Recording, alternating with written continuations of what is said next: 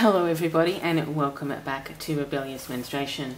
Today we are looking at the cultural differences in minimalism. This is kind of a personal narrative video rather than a critique, because I watch a lot of sustainability and minimalism videos here on YouTube, and generally what happens is a lot of items to discard or items to replace with better items, or the videos that 5 items to leave in the past. Well, you get the idea. So I watch a lot of those types of videos, and I've noticed that there is so many cultural differences in the way we approach sustainability, which is kind of based on our previous experiences with excess and consumerism.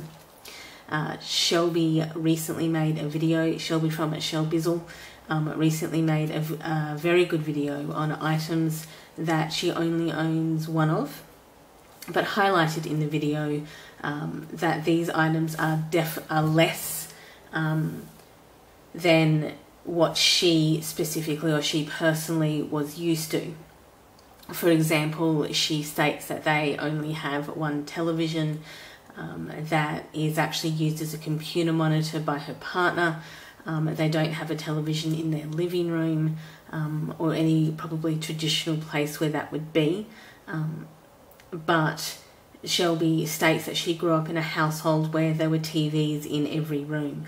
There was one in the living room, one in the bedrooms, and all of those types of things. I think she said 5 televisions, and then they were considering getting a 6. So it was kind of also the same as her laundry routine. She also has this video up on her laundry routine, and she has replaced dryer sheets with eco dryables for her partner. Shelby herself uses an inside drying rack that kind of is wall mounted and kind of pulls off the wall. And she kind of states that this is so that she doesn't have to hang her washing, well, use the dryer to dry her washing or hang her washing outside. Which for me is really, really confusing, because Shelby lives in Texas, which is an environment where clothes can be dried on a line in the sun. So this will prevent wastage of electricity, the production of the drying machine in the first place. Also, I'm going to state right now that this is not actually a criticism of Shelby herself at all. I actually, obviously, as I've stated, watch her videos. I like her channel. However, my point being that I'm using this as an example of cultural, sustainable items that aren't really relevant for me, and may not be relevant for you, as I grew up in Australia to foreign parents.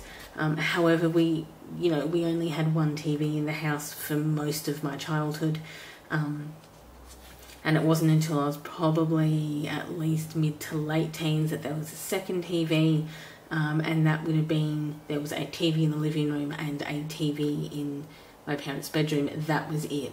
There wasn't multiple TVs hanging around the place.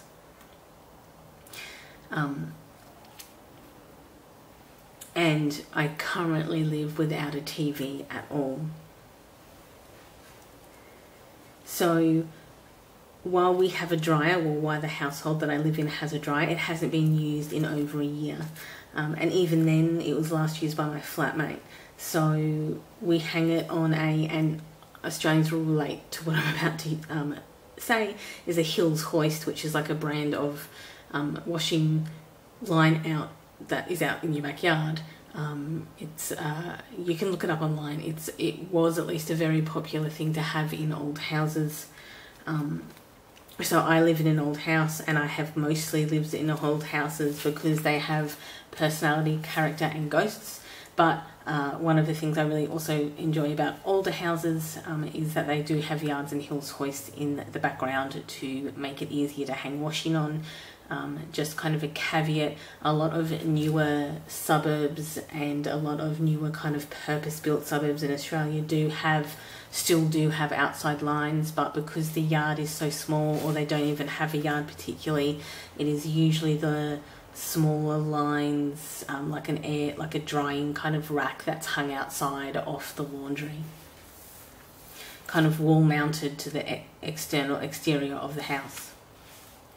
One of the things that I really like about Shelby is that she is eco-focused, sustainability and minimalism, but everything is not white, grey or cream. She wears colourful clothes. Her house has furniture that is actually in colour and is not just black and white.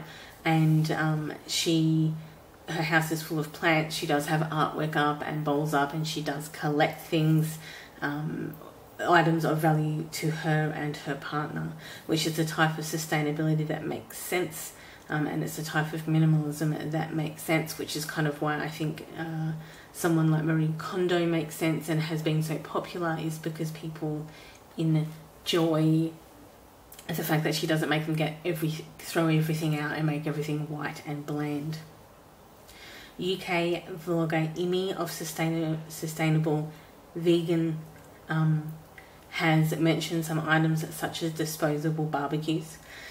To be fair, this would completely traumatise an Australian, and I think, to be fair, in that video Shelby appeared, and Shelby as a Texan was completely traumatised by this as well.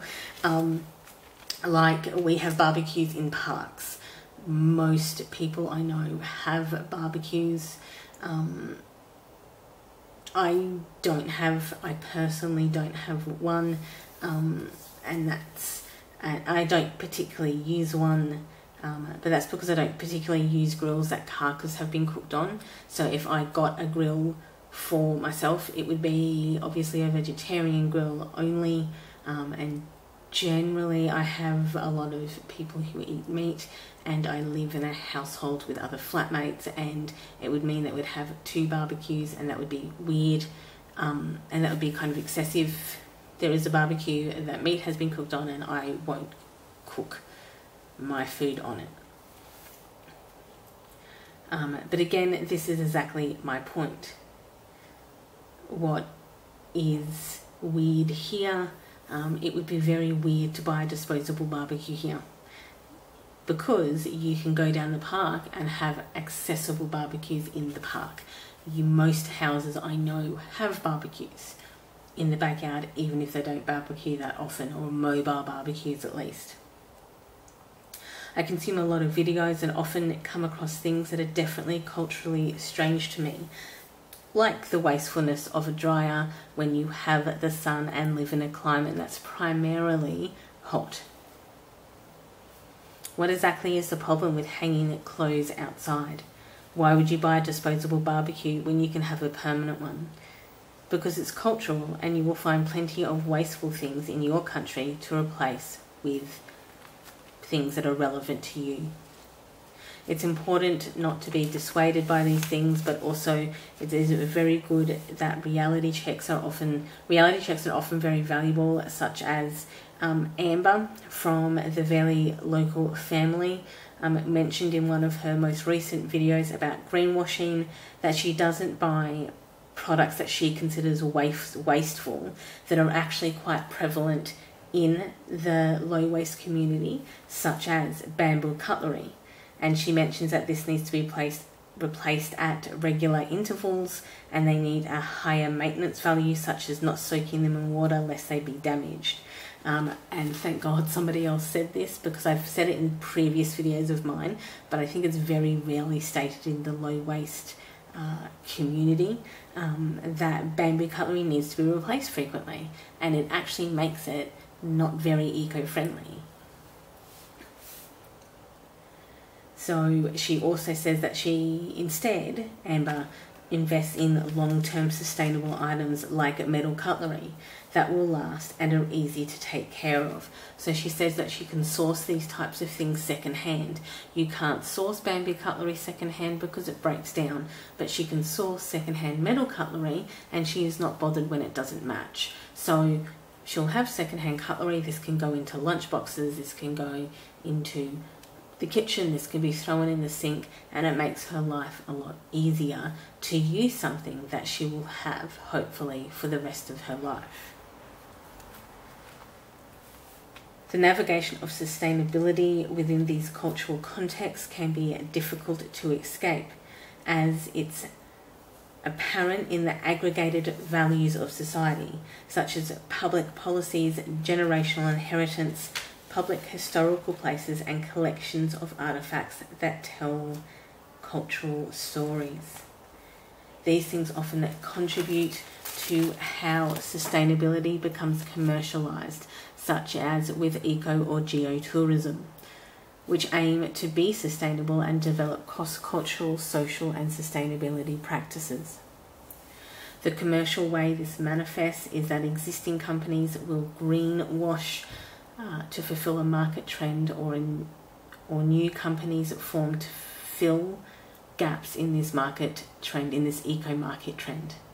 How we experience and respond to these things and what we decide to purchase or de-stash or declutter is based on our culture. Marie Kondo, who I mentioned before, is an example of this. While her work is often mistaken as minimalist, it is not, for many reasons that I am not going to cover in this video. However, Kondo's philosophy about discarding items that are not valuable in your life is based on her own Shinto beliefs. That cleaning and organising properly is a Shinto spiritual practice.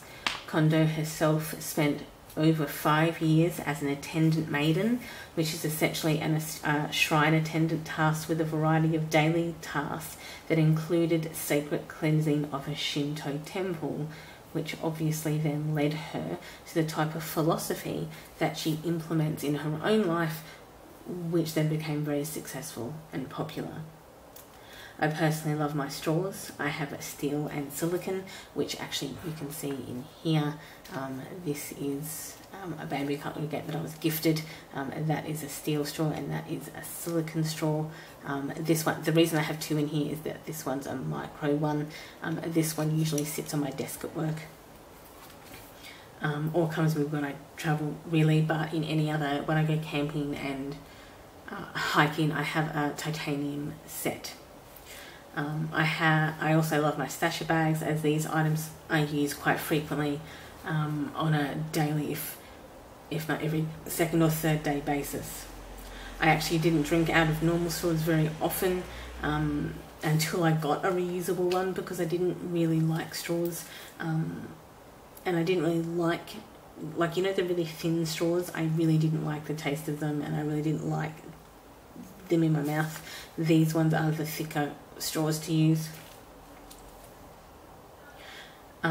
I also kind of hate the feel of plastic in my mouth, as I said, and I still hate sports water bottle caps with the pop bottles, if you know what I mean. Like, you can get these in reusable water bottles as well. I think they're called sports water bottles. But like with laundry being obviously hung in the sun and dryers being a wasteful expense, and barbecues being an outdoor cooking implement that is reusable like any other kitchen or appliances, or Kondo, our context is very much cultural. I'll link in the description box below the channels for Shelby, Emmy and Amber, so you can go and check them out. They have a lot of content available on sustainability and low waste for you to check out and give you different perspectives on what to do.